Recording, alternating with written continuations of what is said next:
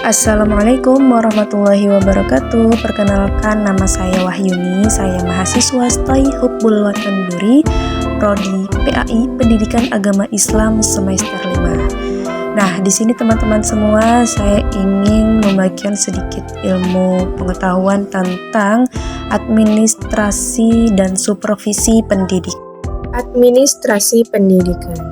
Administrasi itu proses kerjasama antara dua orang atau lebih yang didasarkan atas rasionalitas tertentu untuk mencapai tujuan yang telah ditentukan sebelumnya. Jadi administrasi pendidikan adalah segenap proses pengarahan dan penintegrasian segala sesuatu baik personal, spiritual, dan material yang bersangkut paut dengan tercapainya tujuan pendidikan. Administrasi pendidikan mengacu dan berpegang kepada prinsip tertentu sebagai pijakan dalam melaksanakan administrasi di bidang pendidikan. Nah, prinsip-prinsip administrasi itu ialah yang pertama, prinsip efisiensi. Efisiensi ini ialah kemampuan menjalankan tugas dengan baik dan tepat, artinya dengan tidak membuang waktu, tenaga, biaya, yang mana dalam administrasi pendidikan dalam menjalankan prosesnya mengarahkan seluruh sumber daya yang ada dari tenaga pendidikan, sarana dan prasarana, peserta didik, dana sesuai dengan direncanakan sehingga tercapai tujuan yang diharapkan. Pekerjaan yang belum selesai dan fasilitas yang tidak terpelihara dan terjaga yang mengakibatkan tujuan tidak sesuai dan yang diharapkan, seluruh komponen administrasi harus diorganisir dengan baik sehingga tujuan dari prinsip efisiensi dapat tercapai sesuai dengan tujuan yang telah ditetapkan. Nah, prinsip yang kedua itu ialah prinsip pengelolaan, yang mana orang yang bertugas untuk mengurusi hal-hal administrasi dalam bidang pendidikan, seorang administrator bertugas untuk mengelola hal-hal yang berhubungan dengan pengelolaan pendidikan. Orang yang mempunyai kemampuan memerintah yang sangat baik dan pemimpin di bidang pelaksanaan peraturan, prosedur, dan kebijakan. Kemudian yang tiga, yaitu prinsip pengutamaan tugas pengelolaan, yang mana administrator bertanggung jawab dan berpegang pada amanah untuk mengutamakan tugasnya. Pelaksanaan tugas atas dasar skala prioritas, apabila prinsip ini dilanggar, maka menghabiskan banyak biaya.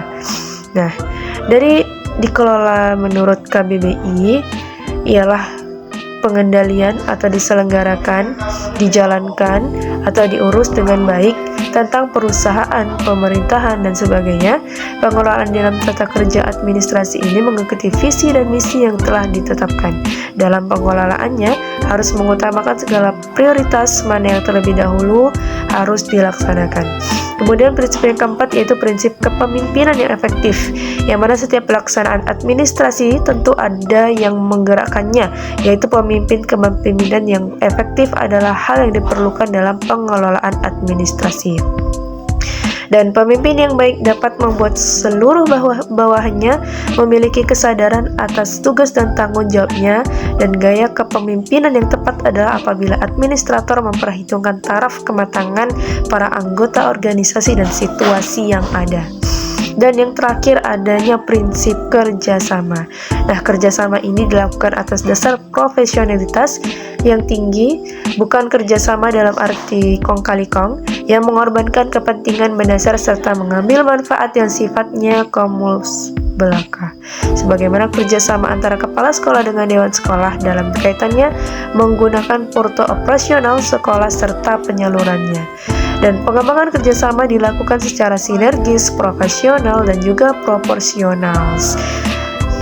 Dilakukan pembagian tugas, wewenang, dan tanggung jawab yang disesuaikan dengan pengalaman, bakat, minat, pengetahuan, dan kepribadian masing-masing orang yang diperlukan dalam menjalankan tugas-tugas tersebut.